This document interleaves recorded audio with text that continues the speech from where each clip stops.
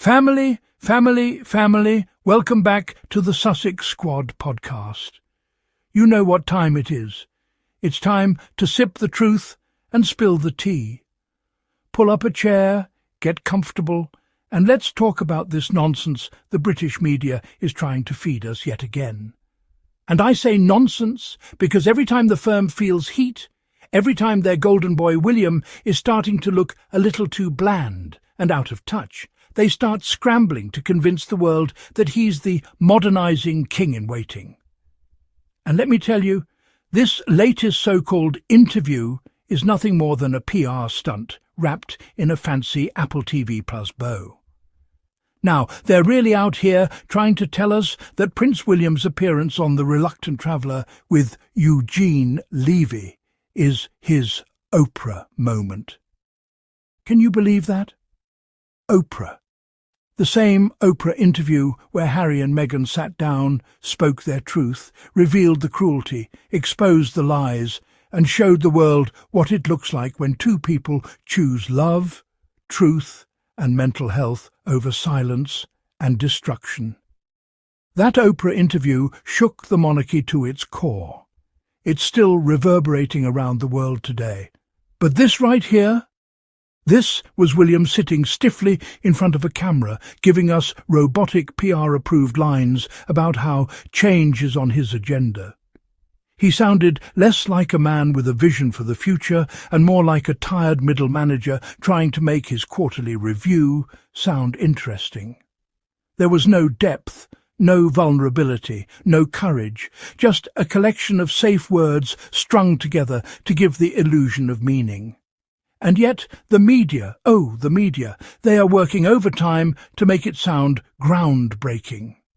They're clapping, they're cheering, they're twisting themselves into pretzels to convince people this was powerful.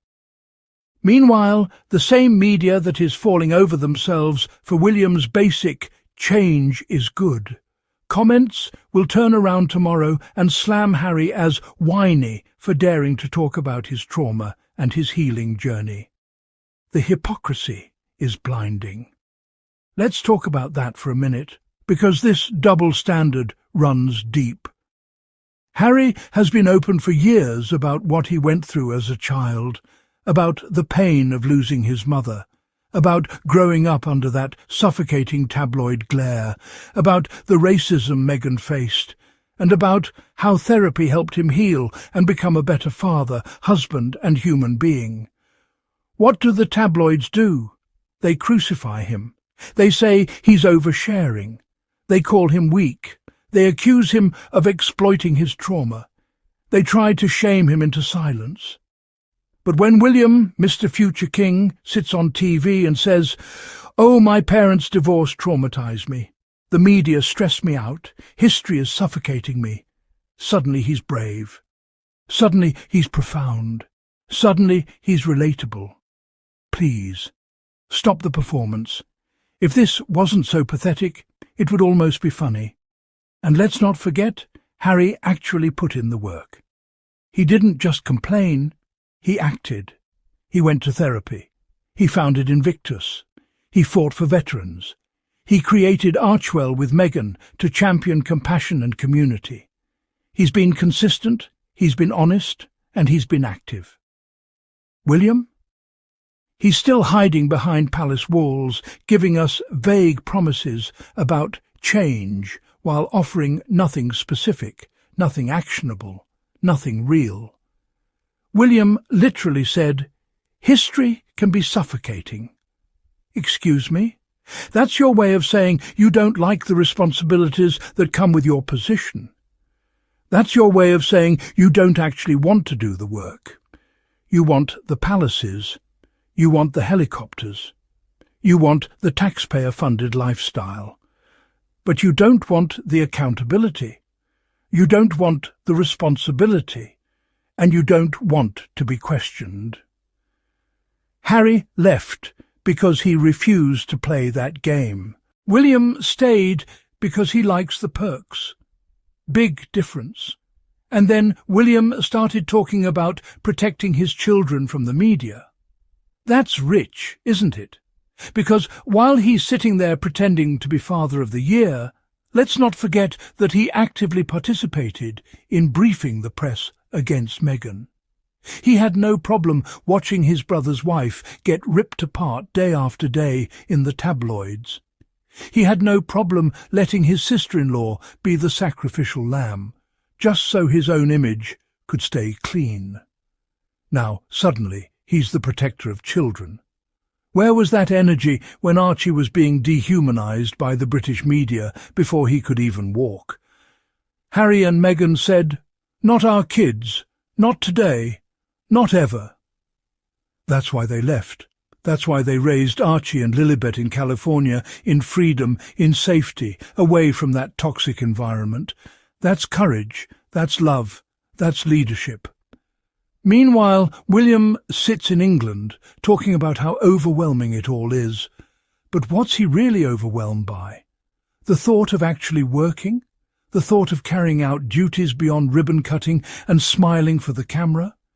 Because we all know the Rota is desperate to paint him as this serious, thoughtful leader. But what's the truth? He can't even keep a full schedule. He's perpetually late to engagements. And then he brags about riding a scooter to get to his meetings on time, only to admit he's still late. That's not leadership, that's laziness. And here's what really gets me. Even in this PR puff piece, William still couldn't resist mentioning Harry. He said he doesn't want George to go through the same practices that he and Harry endured. Well, guess what? Harry already made sure his children will never endure that. Harry has already broken the cycle. Harry has already rewritten the script. William's still talking about it, while Harry is out there living it. And that's the contrast the press doesn't want you to see. Because when you compare the two brothers honestly, it's not even close. Harry has substance. Harry has vision. Harry has courage. Meghan has class, intelligence and compassion. Together they are unstoppable. William? He has PR spin. He has vague words. He has a machine trying desperately to make him look interesting. This so-called interview wasn't a revelation. It was a distraction from the fact that the monarchy is crumbling under its own irrelevance, a distraction from the fact that Harry and Meghan continue to outshine them without even trying, a distraction from the fact that people around the world are waking up and realizing the only royals worth paying attention to don't even live in the UK anymore. So let's not be fooled, squad. William doesn't want change. He wants comfort. He wants silence. He wants compliance. Harry and Meghan, on the other hand, want progress. They want compassion. They want truth. And that's why history will remember them, not William's half-baked Apple TV appearance. Now, family, before we wrap this up, let me just say this. Don't let the tabloids gaslight you. Don't let them rewrite history in real time. Harry and Meghan have already won. They have their freedom, their family, their purpose, and their love. The monarchy is playing catch-up, trying to convince the world they still matter. But the truth is, plain as day, Harry and Meghan are the future. They're living in alignment with their values, while the firm is trapped in its own hypocrisy. And that's why we keep showing up here, week after week, because we refuse to let the lies go unchecked. We're building a space where Harry and Meghan are celebrated, where the truth matters, and where love always wins. Prince William on his kingship. I think it's safe to say that change is on my agenda. Prince William's appearance on Apple TV Plus's The Reluctant Traveller is out today. Don't believe the hype. The royalist media is desperately trying to convince everyone that this is William's version of the Oprah interview or the me you can't see. It is not. You can tell by the wall-to-wall reporting on his boring-ass quotes, which sound oddly detached and wooden. As it turns out, the real message of Eugene Levy's interview with William wasn't that William loves to sleep or that he misses his grandparents.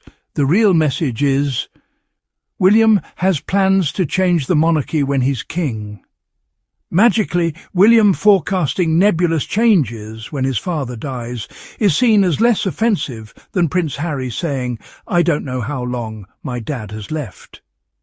William's tough 2024. I'd say 2024 was the hardest year that I've ever had. Trying to sort of balance protecting the children. Catherine, my father, needs a bit of protection, but he's old enough to do that himself as well.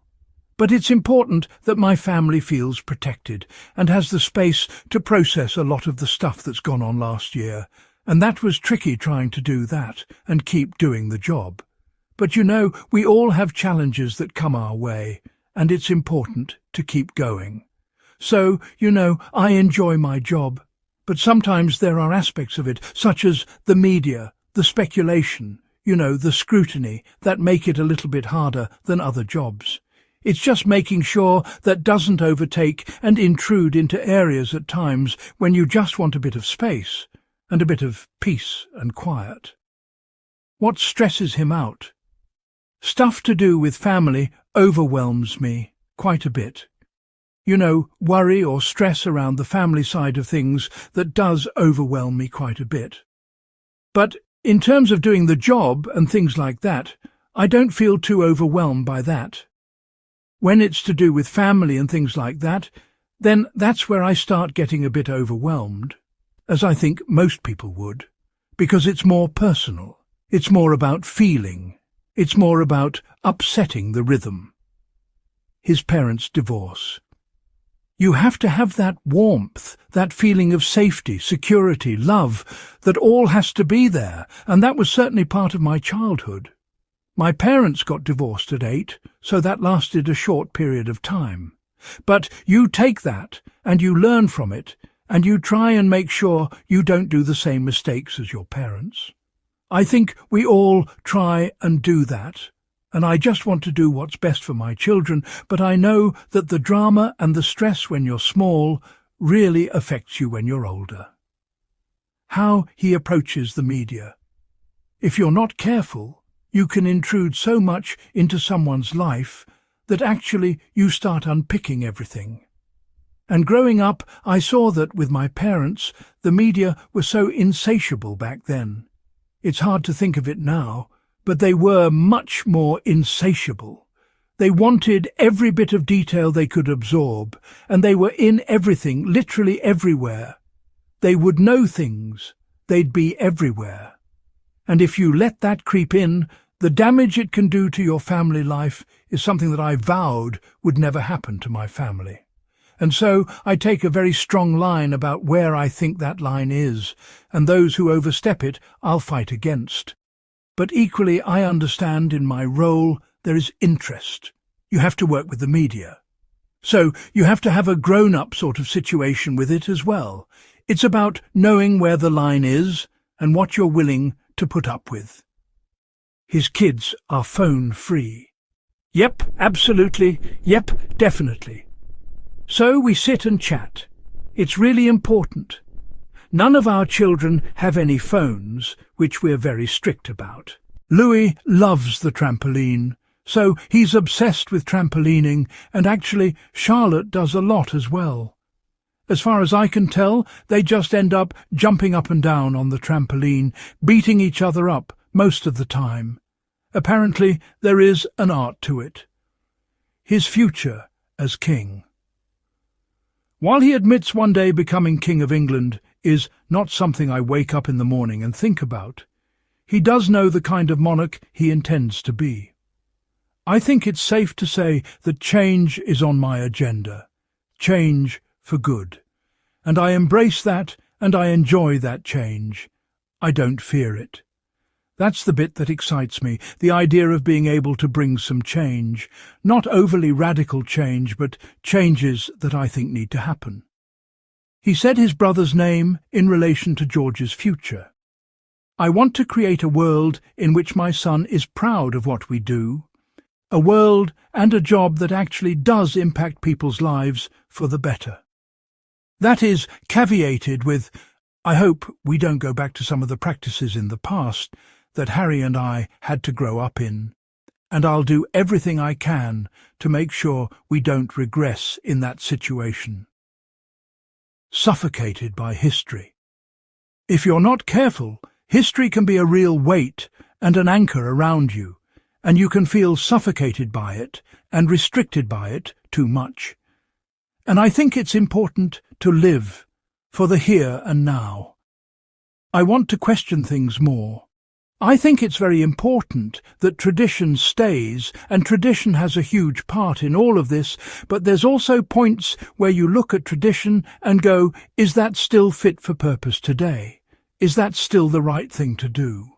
Are we still doing and having the most impact we could be having? So I like to question things, is what I'm really getting at. His electric scooter. I'm always late, so I thought this was the way to keep my meetings on time. We live down outside the castle. My father spends a lot of time here, but we don't actually live in the castle itself. But we come and use the castle for work and for meetings and see people. And I'm always late, so I thought this was the way to keep my meetings on time. I'm still regularly late anyway. This reminded me of the British media's talking point that all Prince Harry does is whine about his life or his childhood, because watch what they say about all of this. Harry wears his trauma on his sleeve, and he's shown for years that he's working on it and going to therapy and prioritising his mental health. And here's William talking about how his parents' divorce still affects him, and how he's still traumatised by how the press behaved when he was a kid. As for the buzz about William's discussion about what he'll do as king, LOL. He's talking around the fact that he doesn't have any actual plans. He just knows that he's going to refuse to do almost all of the work around his kingship. The history is suffocating me, he'll tweet from his makeshift 150-acre country estate before he shows up late to his video conference audience with the Prime Minister. So if you're feeling this, if you know we're on the right side of history, hit that subscribe button, drop a comment, and show some love with super thanks to support the channel. Every little bit helps us keep the lights on, keep the tea flowing, and keep fighting back against the lies. Until next time, Sussex Squad family, stay strong, stay loud, and stay unapologetically in love with the Duke and Duchess of Sussex. Because they are not the problem. They are the solution. And as long as we have their backs, nothing the tabloids print will ever change the truth. Peace, love, and power to the squad. We ride for Harry and Meghan forever.